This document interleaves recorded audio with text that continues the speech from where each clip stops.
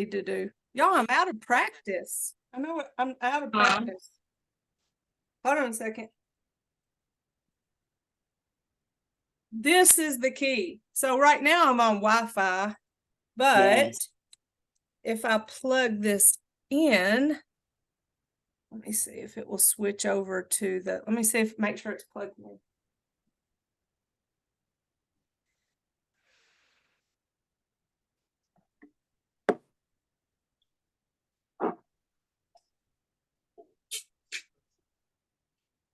All right.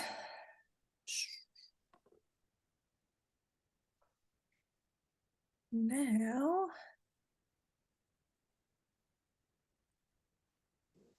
I want to connect here, I think. Let's see what happens. No, that's not right. Connect.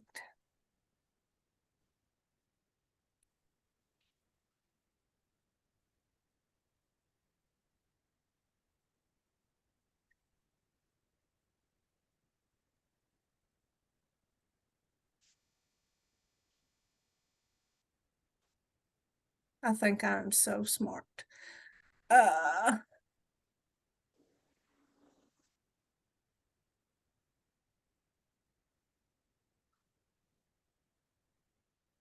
Says it's connecting.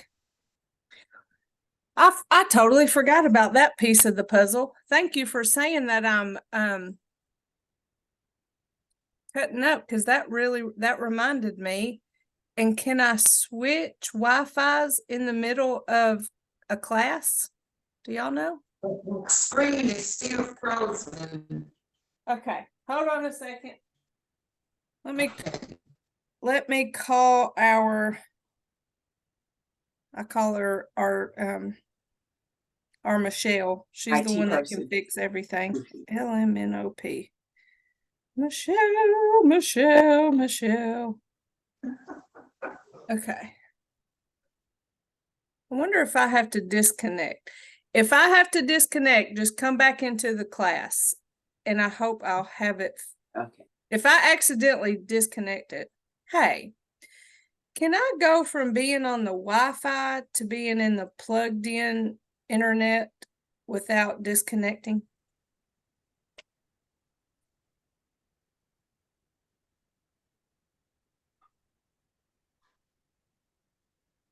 Because I put, okay, so which one is the plug in the wall one? Do you know what it's called? Is it EX100?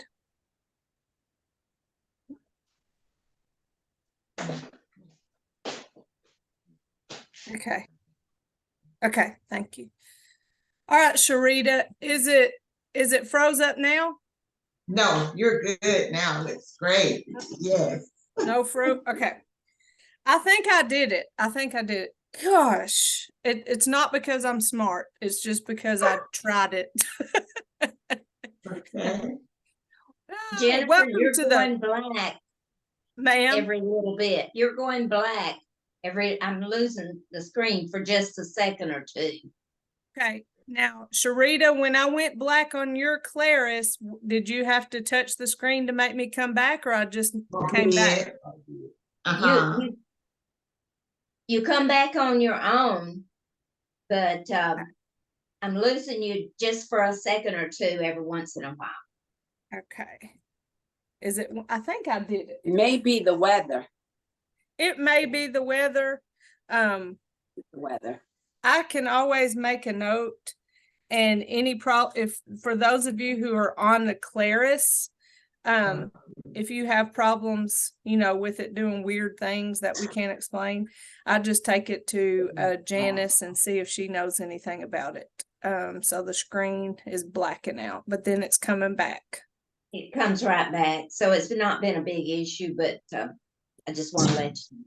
Yeah, y'all let me know anything like that. I think I'm good, because I was freezing up, but now they say I'm not. Okay, thank you. And it did automatically. All right. So anytime we start something new, we have sort of these like little growing pains of figuring out the things, no matter how many times you do it. And then you enter new people who've never done it before. And, you know, this may be your first time having Zoom. It may be your first time with Tai Chi, your first time with a Claris. There's just so many factors, but don't worry. Each will address whatever issues you'll have, and we'll do our best to get everyone situated. Now, I did start the recording, and that's what I was going to say, is that I record every class. That way, if anything that is said in the class that you want to hear again, you can go to the YouTube page and look it back up. Or you can, if for some reason you have to miss class, you can watch the class, and then you don't feel like you missed anything whenever you return next week. Because I know doctor's appointments come up and life happens. And so we just try to offer that for you to have. Also on the YouTube page, there are tutorials. And Miss Vivian, hopefully all the links are working now. Sharita, I don't know if you realized it, but there were a couple that weren't functioning. Sandra, are you coming from a Claris, or you're on the actual internet coming through Zoom? I'm on the actual internet. I'm on my own tablet. I didn't even ask for a Claris. That's fine. Is that better? No. It's just, I didn't want to tell, I didn't want to speak saying that you have a button on your tablet that takes you directly to YouTube. On the Claris tablets, there are, but just to let you know that I do have a YouTube page. And if you go to YouTube and if you type in SOWEGA, SOWEGA, Jennifer Crosby, then my YouTube page is easy to find. And on there are the classes, and they're listed by date. So today's would say January 9th, 2024 a.m.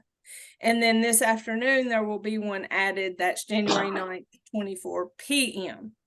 You're welcome to watch all of them if you want to. You're welcome to go back and watch from 2 years ago. They're all on there, but it's just a resource for you to practice and not miss anything.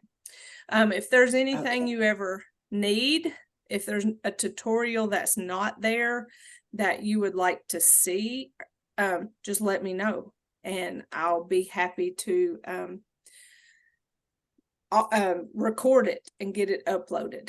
But on that YouTube page, there is what's called a playlist, and under the playlist is Tai Chi, and that's where all the tutorials are. There is a short video for every single movement. There's a video with all the movements together.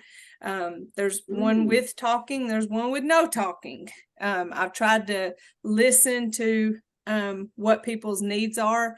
In some of the videos, I'm turned around backwards. In some videos, I'm turned around forwards, and I'm doing it in mirror image. And that's just based on what people have told me is helpful for them for practice. So let's see. I can show you, I don't have to do that today, but if you have problems accessing it, let me know, and I can do a share my screen and walk you through the YouTube page here in our class to show you what that looks like. So you just let me know what your needs are. The class is led really by y'all and what you would like. For instance, last year I had one class that preferred seated Tai Chi and the other class that preferred standing Tai Chi. So even though the classes were going simultaneously, they were very different. And so it was based on the needs, and somehow magically it ends up working out. I don't know how that is. It just does. There are 16 classes, and if you come to at least 10 of those classes, then you are what's considered a completer. And if you're a completer, then you earn the opportunity to get a t-shirt. And so I have 3 different colors. This is the gray one. On the front, it says Tai Chi for Fall Prevention. That's the program that we do. Mhm. It says Seeking Balance Every Day.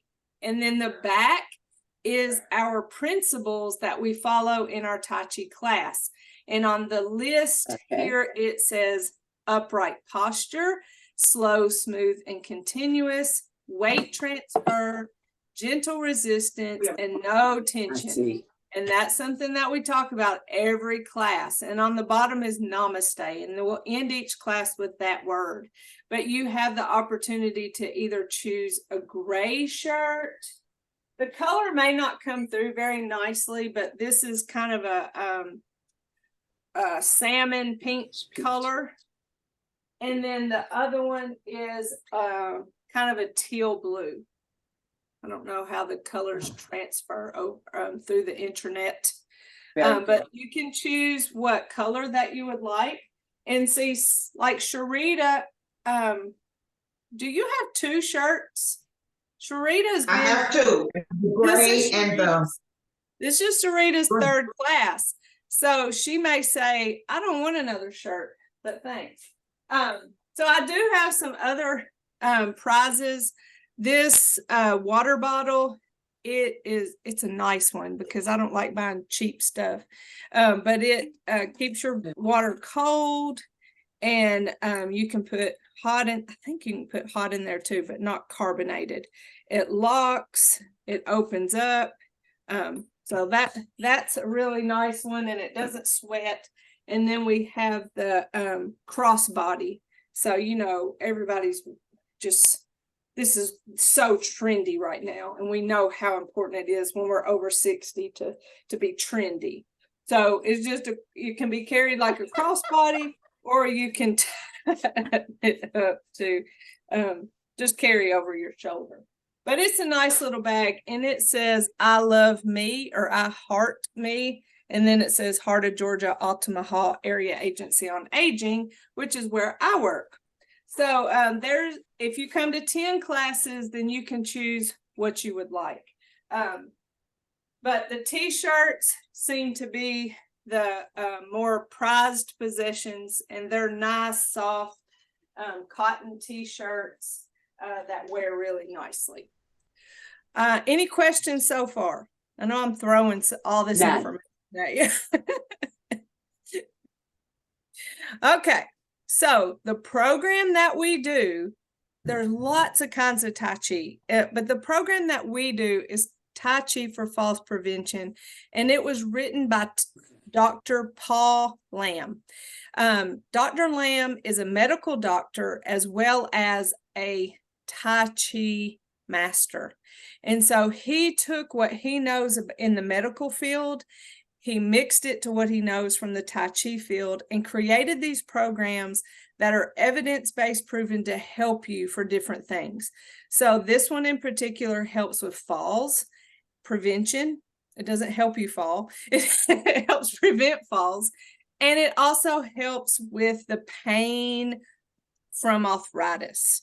And so that's really our, that's our intention.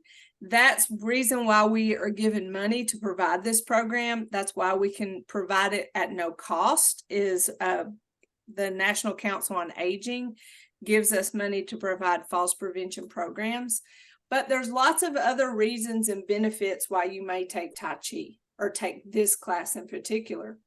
Probably the one that benefits me the most is that I feel like my life is always in a hurry, just go, go, go, go, go. And this gives me a chance to just slow down. You know, if only for an hour a week, I can slow down. I can breathe, I can move slowly, and that helps reduce stress and depression and anxiety.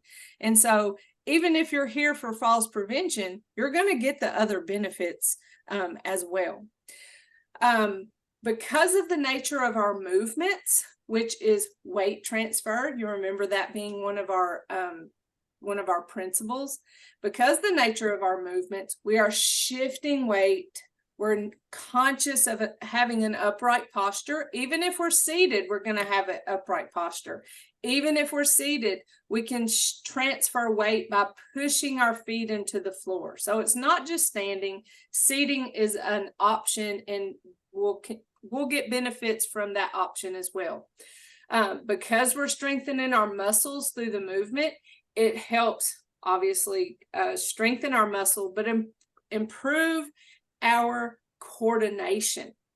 It improves our mobility, just being able to move. At anytime our muscles are stronger and we practice that movement, thinking about our posture, it helps reduce tension and stiffness. It increases our stamina as we practice these movements. So you see, there's so many benefits. Big thing that I always hear is body awareness. Miss Jennifer will live on your shoulder. I will say, oh, is that tension you're carrying in your shoulder? Do you have tension in your neck? Let that tension go. Oh, are you leaning forward? All right, let's straighten up that posture a little bit.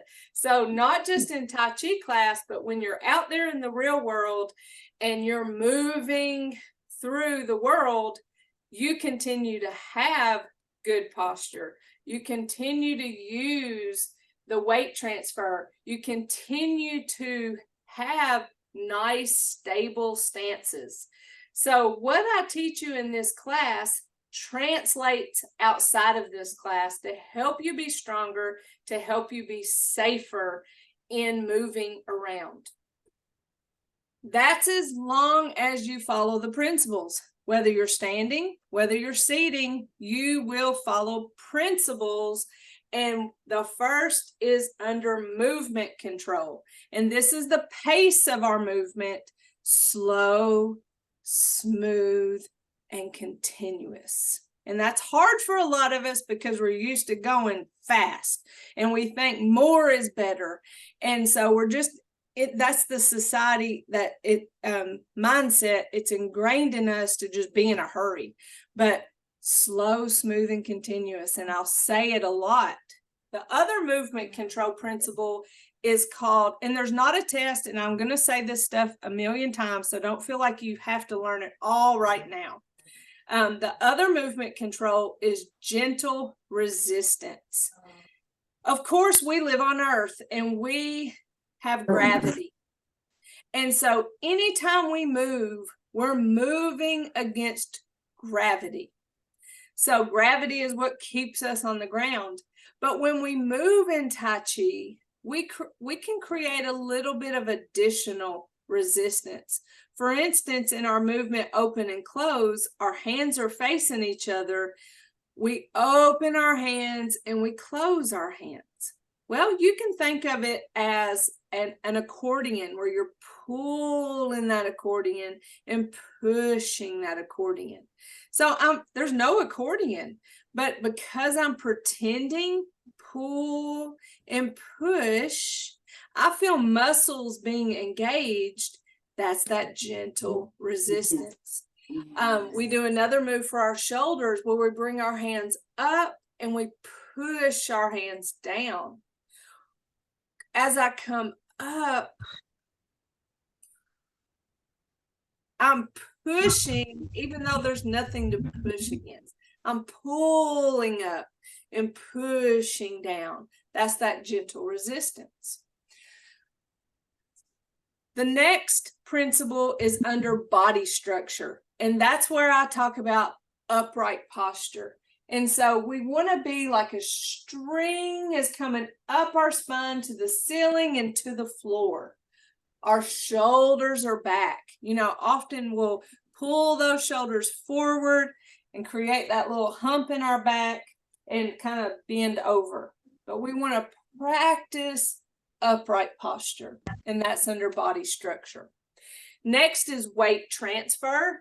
And I like to think of this as those hourglasses, you know, where you turn it over and all the sand goes down, and you turn it over and all the sand goes to the other side. When we do weight transfer, we put all the weight slowly to one leg so that we can move the other. And then we bring all the weight back to that other leg, and then we can move this leg. And so we do a lot of weight transfer And that's really the magic of Tai Chi. So if you never learn the actual movements of Tai Chi, the weight transfer is where the muscles get stronger in a way that is, oh shoot, I got a loss of a word right now. Stabilizer. Your muscles become strong and act as stabilizer muscles when we move slow. Takes a different muscle control to transfer weight slowly than it does to quickly transfer weight. It's a different use of our muscles. So our goal is to transfer that weight slowly and make our muscles be stabilizers. Hey, if we're stable, we're less likely to fall, right? So that's where I say that's where the magic happens. If you're not ready to start this standing, then you can do seated version of these movements, and you push a foot into the floor, release that, and push the other into the floor. And so that's a weight transfer. Somebody's taking my chair out of here. I just realized. Okay, this chair right here. Here's another way. So maybe you don't want to do it seated, but you're not comfortable doing it completely standing. So have a chair, a nice stable chair that you can hold on to and transfer weight from one leg to the other leg. And so using a chair for assistance is another way that you can practice doing these movements. Sometimes you just forget about the hand movements for the sake of safety. Hold on to your chair and just do the leg movements to strengthen those muscles. So weight transfer, that's in our principles. Finally, our principles are under internal. Now, this is where sometimes people have a hard time grasping it because it's not something you can see. One is called song, S-O-N-G, just like singing. But what song is in Tai Chi is an open joint. So open joint is as simple as, all right, right now, my arms are out like Frankenstein. They're locked. My elbow is locked. That's not an open joint. That's a closed joint. So in order for that joint to be open, I have a little soft bend in that joint. So it's the difference between this and this. So this is closed. This is open.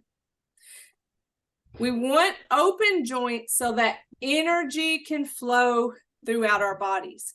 And when I say energy, I don't mean like hyper, lots of let's go run around in circles, not that kind of energy. It's life energy. And life energy is what makes us different than a body that's in a casket. A body in a casket has no life energy. But we have life inside of us. And through Tai Chi, we want to increase that life or that energy inside of us. And we do that through having open joints. We do the same with our knees. We just have a slight bend in our knee.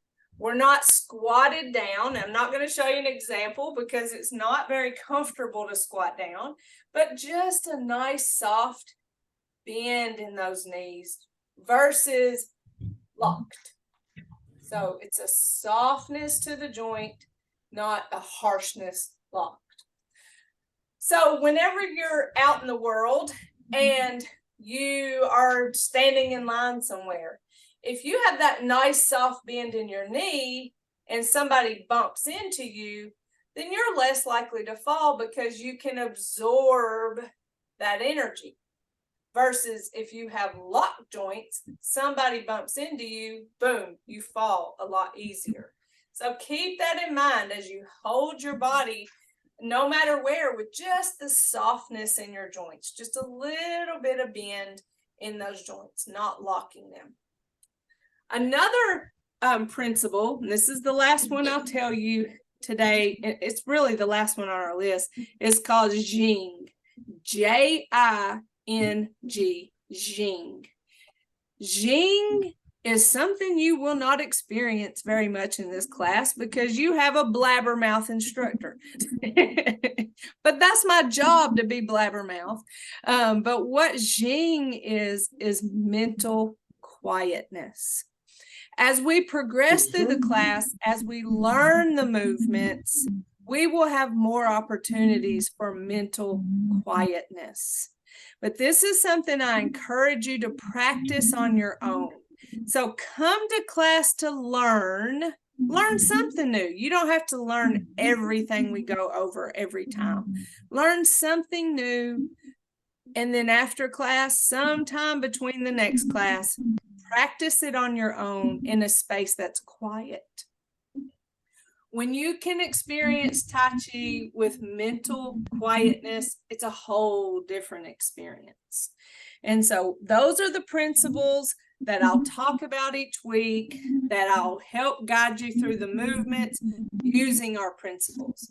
Because even if you only do a couple of the movements, even if they're just our warm-up movements, as long as you're following principle, you're going to get those benefits. This particular program is gentle, nice, fluid movements, slow in tempo. Some people call it meditation in movement. We talk about deep breathing through the movement. So there's a consciousness of not holding our breath and keeping our bodies relaxed. I used to be so bad about holding tension in my shoulders, and then I'd get a neck or a headache and wonder why. And so I started being really conscious about not holding tension in our bodies. The Tai Chi that we do is called Sun style, S-U-N. So there are hundreds of different kinds of Tai Chi, but the Sun style, it's fairly new and it's more geared towards health. The Sun style has a higher stance. You've probably seen Tai Chi in movies, on TV, in books, where you've seen people squatted down really low. And that's not what we do. We do Sun style that has a much higher stance. There is depth to our movement. We have agile stepping. Nothing that we do is big. Everything is really small, a slowness in our shift, and oftentimes we have a follow step. That's a supportive step. It's modifiable. So if there's ever a time when you are like, I don't know about that movement, that hurts my knee, or it really hurts my hip, or whatever your problem is, let me know. I'll help you find a way to modify. Safety is always first. So we always want to modify, skip. Heck, we can even think of ourselves doing the movement and not do it at all. And that can lead to progress in our Tai Chi. And so all I need from you is to communicate with me if you need a modified change. I will share with you modifications that we have used for other people. I've been teaching Tai Chi since 2012. And so, you know, I've been with different groups of people with different needs. And so I'll share with you things that I've learned along the way. So there's no special equipment that you need. If you do need a chair, you want to make sure your chair is stable. You don't want it to be on wheels because that can roll out from you. This chair right here, it is very stable. It's just bulky and you can't see me through it. I wish I had a clear chair so I could teach and you could still see me. Make sure your chair is stable if you're using a chair. Sometimes I'll use this table right here. So you may have a table that's accessible that doesn't move if you give weight to it. I've had to use this wall before to catch myself. And so just study your environment and see what you have. Thinking about your clothes, you want them to be nice and comfortable, something that you can move in. I know when we have our training, that will tell us to wear loose fitted clothes, but I struggle as an instructor wearing real baggy clothes because I want you to be able to see different aspects of my movements. So I tend to wear more fitted clothes. But as far as your footwear, you don't have to have tennis shoes. But you want to wear shoes that are completely closed. So if you had flip-flops or sandals or clogs, those wouldn't be good shoes. You could fall out of your shoe. They would be a fall. They could contribute to you falling. You can turn The off shoes that light. I wear, Yeah, I'm hardly looking at her. they're ballet flats. Even the KED type shoes that you can buy at Walmart that just have a real flat bottom and lace up, you know, they're just Okay. something that you feel stable in. I had to put it went Some completely people black. like those big, thick tennis shoes to exercise in. Some people can do it in Tai Chi. If I ever wear real thick tennis shoes, I don't feel connected to the floor. But see, we're all different. All I know is that the backless shoes, flip-flop type sandals are not good shoes. But you can decide how much cushion you need based on your feet. Typically, these are the kind of shoes I wear. They're ballet flats. There's nothing to them. There's no cushion. It's just a flat shoe. So I think that's just about all I can tell you right now. But that is kind of the gist of what we do, why we do, rules that we follow. And every time we have class, we start with warm up. So I'm going to walk, open and close my hands. I'm going to walk forwards and backwards. I typically don't recommend backwards walking because we don't have eyes in the back of our head. And also it sometimes throws off people's balance. So if you want to just walk in place, hold on to your chair. If you're seated, you can march your legs in place or tap your toe and tap your heel if it's too much to lift your knee. But what we're doing when we walk around and do this is getting our blood flowing. We're warming up our bodies. It's not real cold today, but on cold days, our muscles are extra cold. So it takes a little more to get it warmed up. In the summertime, it's warm outside. Our muscles are warmer. And so we don't need to spend as much time warming up. Generally, it will be cold in this room, and I will come and bring a space heater in here about an hour before class so it's warm. But we always want to exercise with warm muscles. Or if our muscles are cold, it lends to injury. And so that's why we spend some time walking around, opening and closing our hands, pumping our arms, just getting our blood flowing and our muscles warmed up. We will do our warm-up movements, and we have 2 movements for each of our major joints: our neck, our shoulders, our spine, our hips, our knees, and our ankles. And remember, I told you on our YouTube page, we have videos for each of those. So after we warm up, we get in that nice stable stance. My feet are about shoulder width apart. I have my weight on both legs. I have nice upright posture. My shoulders are relaxed. I'm not holding tension anywhere in my body. Nice stable stance. I'm going to start with my neck. So my hands start at my side. I bring my hands up, palms down, and I come to about shoulder height. Once I go any higher than that, I start feeling tension in that shoulder. So generally we stop about shoulder height, Then we turn our hands and bring it towards our chin and chest. Now, this is an opportunity to practice gentle resistance. I can pull those hands in using a little extra resistance, turn my hands around, push out, and then follow with my eyes all the way down. So when you followed your hands down, you should have felt a little stretch in the back of your neck. And so that's that stretch we're working on. We bring our hands up towards our chin and chest, turn, push away from our body, and follow those hands all the way down.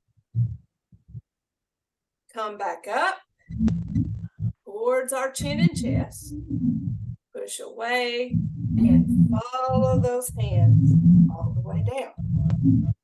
Now, I don't know if you took breaths during that, but here's how you can incorporate breathing. So when you come up, you can inhale up, and then exhale.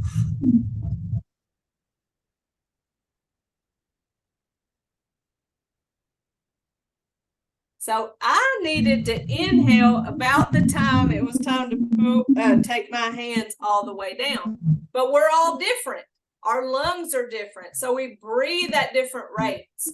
But have that concentration to breathe and not hold your breath. So practice your breath with the movement as we come up towards our chin and chest. Push away and follow those hands all the way down. So as we progress through class, we'll talk less and less about these movements. But just to remind you of the specifics of that song or that open joint, when we come up, there's that soft bend in our elbow. Pull, and then when we push away, remember, we don't go all the way out. We're not Frankenstein. We keep that soft open joint. So even though we push out, we don't go all the way out. And then we come down. So just keep that in mind. That's part of our internal principle of keeping an open joint. So it may seem like our hands are out, but they're not out. It seems like we're pushing out, but we're not pushed out. All right, so that's our first movement for our neck. The other one for our neck starts out the same way. We bring our hands up towards our chin and chest, and when we get here, this time we drop one hand to our hip, so it's still engaged. It's not just flinging around down there. It's still engaged at our hip. This hand, we're gonna bring as we turn our head towards our shoulder. So we follow that hand with our head, feeling that stretch in our neck. Come back to the front. Switch hands. So now the other hand comes down by our hip, and we follow this hand as we look towards that shoulder. Back to the front. Switch hands. Now, how far do you go? Well, that's going to be different for everybody based on the range of motion of your neck. What I want you to do is go until you feel a slight stretch, then come back to the front. So you don't have to go as far as you can go, just go until you feel a slight stretch. Come back to center. Take your time. Make sure you're inhaling and exhaling, not holding your breath. You have your weight on both of your legs. Your knees, both of them, are slightly bent. The only thing moving here is your head. So your hips are staying forward. Your shoulders are staying forward. It's only your head moving side to side. Because this is a neck warm-up stretch. Okay?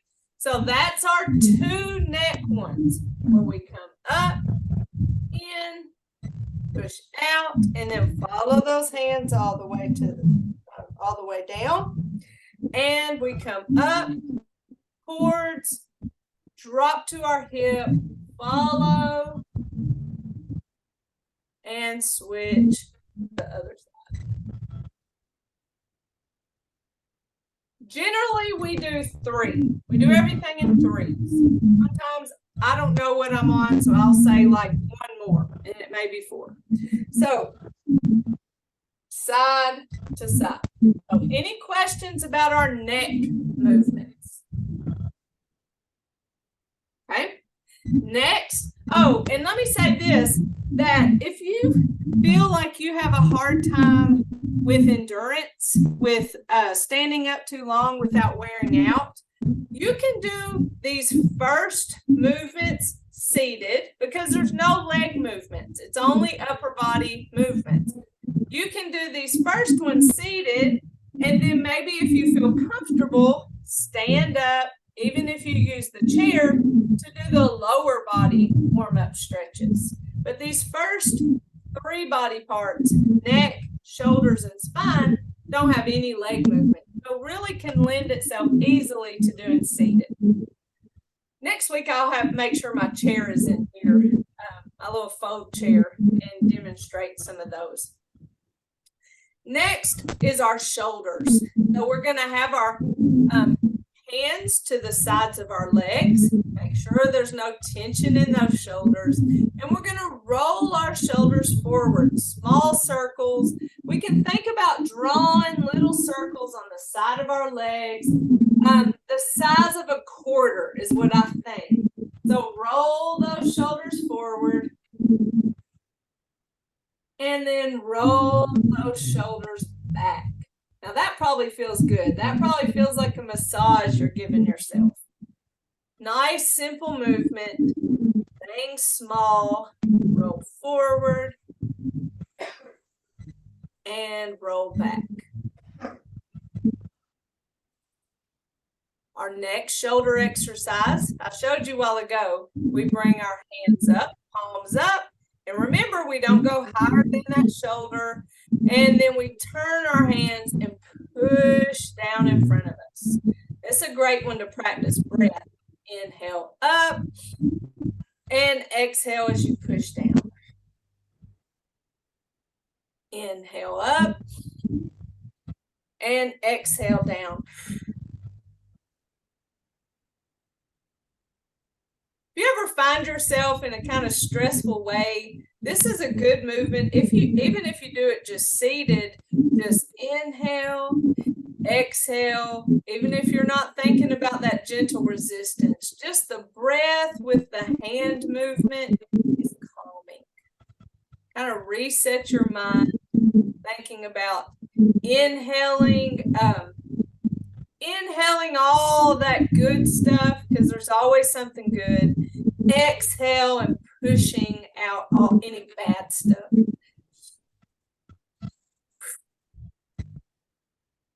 So those 2 are for our shoulders. The one where we roll forward and back, and then the one where we bring our hands up and push our hands down. Any questions about shoulders? All right. Next is our spine. And I hope y'all know that y'all can interrupt me anytime. If I'm not making any sense to you, or if I'm freezing, or if anything crazy is happening, feel free to interrupt me. Next is for our spine. We're still keeping that nice stable stance. And what we're doing now is what I call grabbing a ball. And so our hands are facing each other as if we're holding a ball. And where you hold the ball is completely up to you.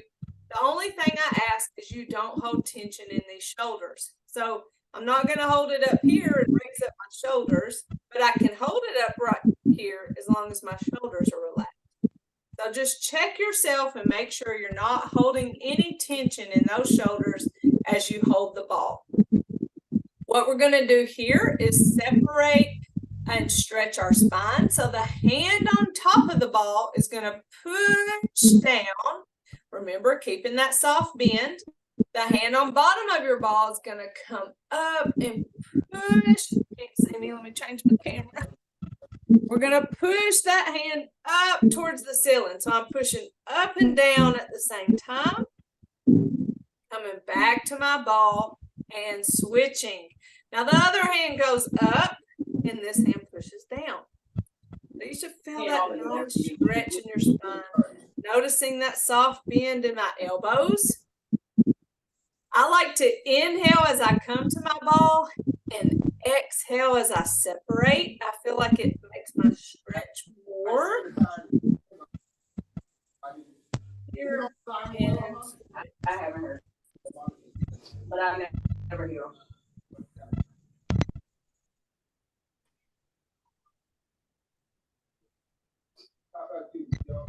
this is always that stretch I do when I get out of bed. Just, oh, stretch that spine.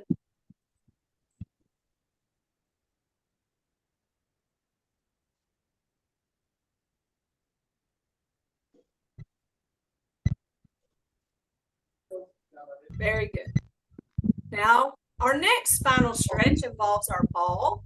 We start in the middle, and whichever hand's on top is the direction we're going to take that ball.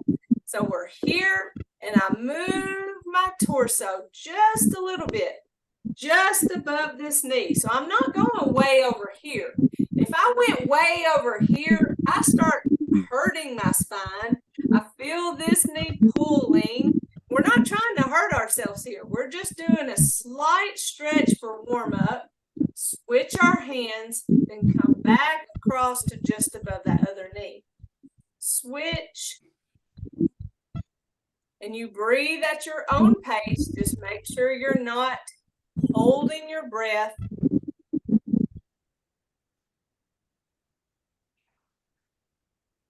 Side to side. Switch and back across. So take your time with the switch and take your time with the turn.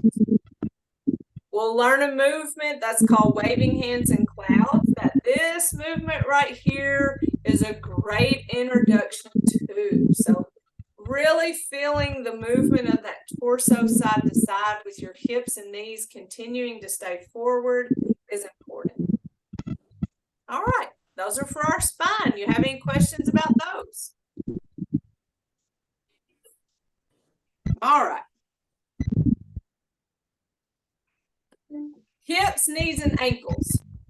Especially the hips and knees, this is where it gets a little more complicated for us because our hips and our knees are our weight-bearing joints.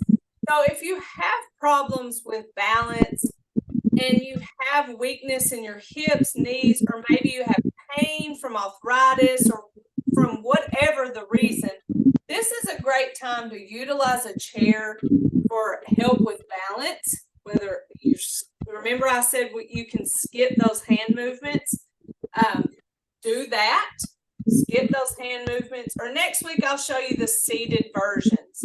So if you really need the seated versions, I'd just rather have a different chair than that one that has the arms on it. But the one we do for our hips, we start out in this nice stable stance. What we're going to do with our feet, well, let me tell you what we're doing with our hands. What we're going to do with our hands is bring them out in front of us, and then we're going to bring them behind us. Front and back. When our hands are back, we're going to have a foot extended forward, and when our hands are forward, we're going to have a foot extended back, and that's called a counterbalance.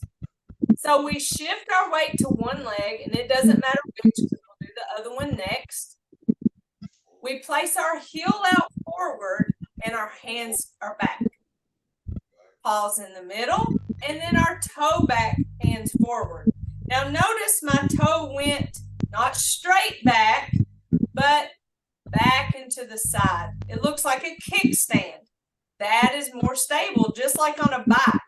If we put that kickstand straight back, our bike's going to fall over. But if that kickstand goes out, it's going to be like that third leg. It keeps our bike stable. That's how it keeps our body stable, is by having back but to the side. Remember, you can skip these arm movements and hold your chair. It's my imaginary chair. Lift the weight, heel forward and our hands back, or our hands holding onto that chair. Pause in the middle, and then toe back, still holding on to that chair, or hands forward. Shift the weight, heel forward, pause, toe back, shift, heel forward, and I'm going back and forth from one leg to the other. This is one way of doing this warm-up.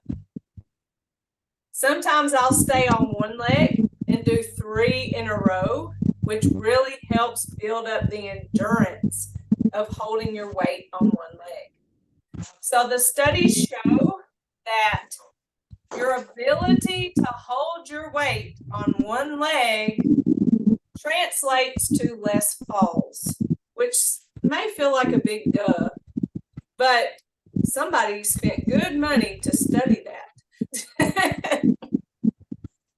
But we're shifting the weight, we're keeping our body upright, we're not leaning forward or back or to the either side as we move that leg.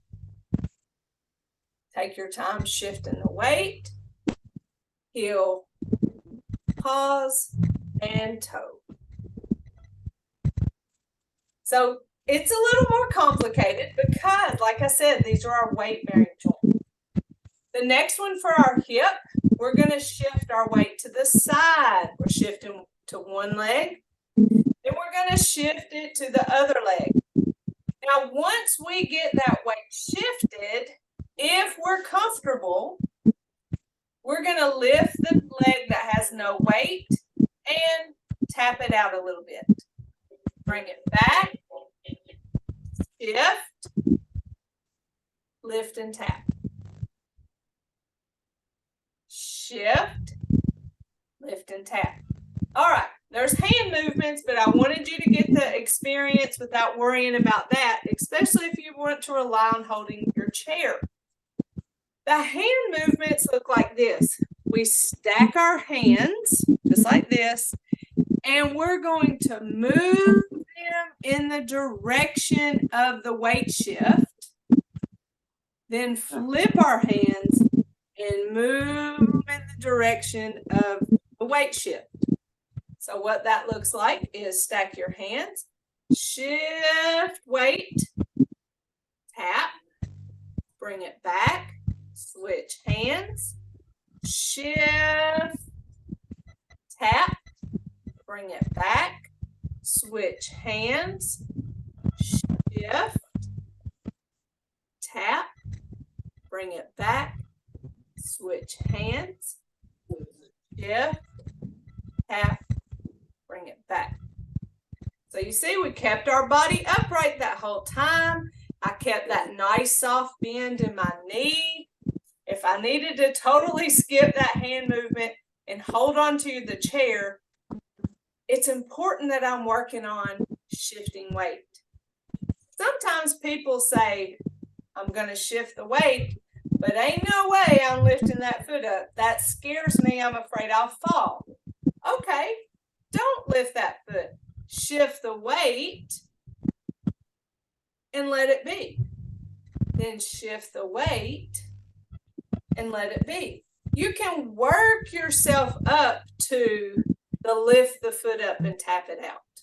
So always stay in your comfort zone. I don't want you being really afraid that you're going to fall. But once you shift the weight, I want you to imagine yourself lifting that foot and tapping it out. You don't have to do it. Just imagine that you're doing it. Once that weight is shifted, think about lift, tap, and back in. Shift. Think it, imagining it. When you imagine things, you can make it happen. It's amazing what our minds can do. Lots of ways to do these movements within your comfort zone. And that's where we always want you, is in your comfort zone. So those are for our hips. Any questions about those? Next is for our knees. So we're gonna have that weight shifting again. So what we're gonna do with our feet, and I'll show you the hands in a minute. Shift. We're gonna lift the foot that doesn't have weight on it, obviously, and tap that toe out in front of us. Bring it back. Shift, lift, tap, bring it back. So we're shifting, staying upright, keeping that soft bend in our knee, tapping that toe out. Here's what we do with our hands. We have a loose fist. We never squeeze our hands into a fist, because if we were to do that and you have arthritis in your hands, that would hurt. So it's a loose fist, like you're holding an egg you don't want to break. We have that loose fist. I have it down here by my hip. I'm going to punch that arm out, keeping the soft bend. Bring it back. Punch. Just like that. When do I punch? Well, it's opposite of the foot that taps out. So here's what it looks like. Shift, lift, tap and punch. Bring it back. Shift, lift, tap and punch. Remember, you can skip this punch and hold on to your chair if that's more comfortable. Tap and punch. Bring it back. Shift, lift, tap and punch. Bring it back. Shift, lift, tap and punch. Bring it back. Shift, lift, tap and punch. All right, one more knee exercise. This time what we're going to do is shift. We're going to take a small step forward. We're going to give a little bit of weight to that front foot, keeping the back foot flat on the floor. Shift the weight to that back leg and bring the foot back. Shift, small step forward. Shift a little weight to that front foot. Shift it back, feet side by side. We're going to do that same punching that we did with the other knee movement. Again, opposite of the foot that steps out. So I'm going to show you how small the step is by turning to the side. So I shift, step, shift and punch. See, that back foot's flat on the ground. Well, both feet are flat on the ground, but it's real easy to want to lift that foot up. But when you lift that foot up, you project yourself forward. By lifting it up, it automatically projects you forward. And if you're going forward, you're going towards falling. So that's why we keep that foot flat on the floor and back. Shift, step, shift and punch. Bring it back, side by side. Shift, step, shift and punch. Bring it back, side by side. Shift, step, shift and punch. Bring it back, side by side. Last time. Shift, step, shift and punch. Bring it back, side by side. Those two are for our knees. So see, the hips and the knees are a lot more challenging because they are our weight-bearing joints. Last is our ankle joints. So there's no arm movements for our ankle joint. You can hold them out in front of you. Continue to hold your chair or another supportive device. But we shift our weight to one leg and we heel, toe, heel, toe. So I'm rocking that foot, heel, toe. Bring the foot back, shift the weight, and heel, toe with that other foot. Very good. And last for our ankle, shift the weight. Now we're going to go big toe, little toe. So side to side. Depending on the flexibility of your ankle joint, It may look a little different than mine, but you do where you feel a little stretch and go to the other side, side by side, or side to side. Shift the weight, and now little toe, big toe, side to side. It's good for circulation. So if you find yourself sitting a lot, do those ankle movements where you do heel toe and big toe, little toe, side to side, and that helps get that circulation in your legs.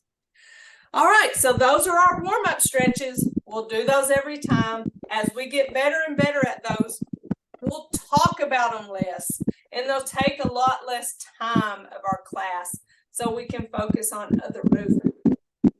Are there any questions about those, or just anything you'd like to share or say?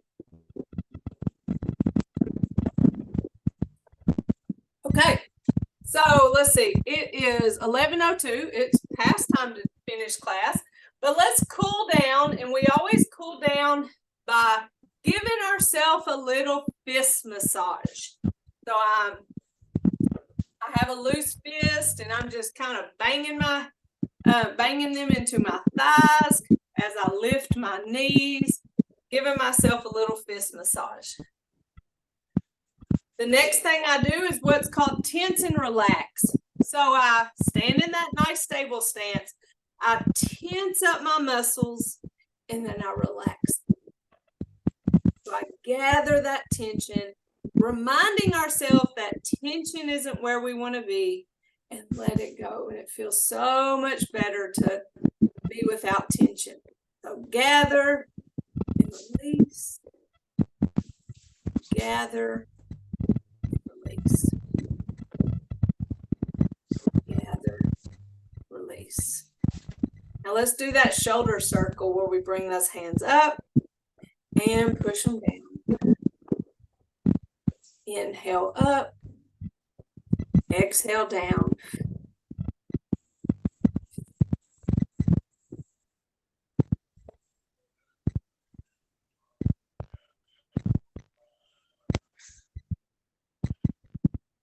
And then we always end class with a right fist that represents our strength. And remember, we always have a loose fist. We never squeeze our fist. It's a loose fist. It represents our strength. Our left hand, we put all our fingers together. That represents our friendship. Our thumb comes in, and that represents our humility. So we have strength, friendship, and humility. We put those together, and in mutual respect, we say namaste. And so namaste, it's spelled N-A-M-A-S-T-E, and that's the word that was on our shirt. That is a word that means everything in me respects everything in you. And it doesn't matter how different we are, we can still be respectful of each other. So that concludes our first class. We'll do it again next Tuesday. Hopefully I'll have things ironed out, like remembering to plug in the Wi-Fi and not rely on the wireless, and less talking and more moving. But know this class and all the tutorials are on the YouTube page. And y'all just let me know if you need anything between now and then. To call me, my direct line is 912-292-9052. You want my email address? I mean, Sharita and Vivian, y'all have Claris where you can push the button and it will message right to me. But that's my direct line to my office. I've got it on the bottom of your letter. You have it? I got it on the bottom of it. Okay, very good. Yes. That's right. I put it in that letter. All right. Well, I appreciate y'all so much in joining me on this journey. We're going to have a great time getting to know each other and learning how to make ourselves better, okay? And y'all take care with this weather, okay? You do the same. All right. Love y'all. Love you too. All right, bye-bye. Bye-bye.